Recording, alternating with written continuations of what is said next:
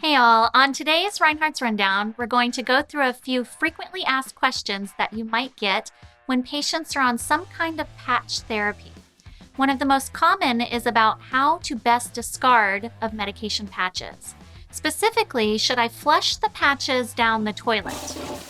Proper discarding of patches is really important. For most patches, like the nicotine replacement patches or hormone therapies, when you take the patch off, you want to fold it in half, sticky sides together, place it back in the pouch if still available, and throw it in the trash can.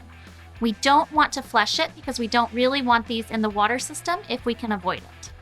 Now, there are some patch medications that are riskier to pets and to children and that we want to get out of the home as soon as possible after use. These are usually medications that are controlled substances or narcotics. So because of the high potency and dangers of accidental exposure to medications like fentanyl or buprenorphine or methylphenidate, if you have controlled substance patches, often the manufacturer will advise you to fold the sticky halves of the patch together and then flush those medications.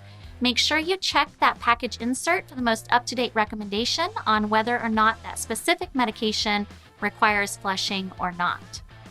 Obviously, for any patch, we have to make sure that pets and children are staying away from discarded patches.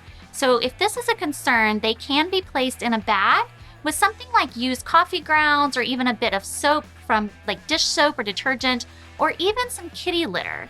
This makes it much less desirable for children or pets to mess with those patches in the trash. Thanks for joining us today. That's the Reinhartz Rundown. Subscribe for our next video on the impact of exercise for patients who are wearing medication patches.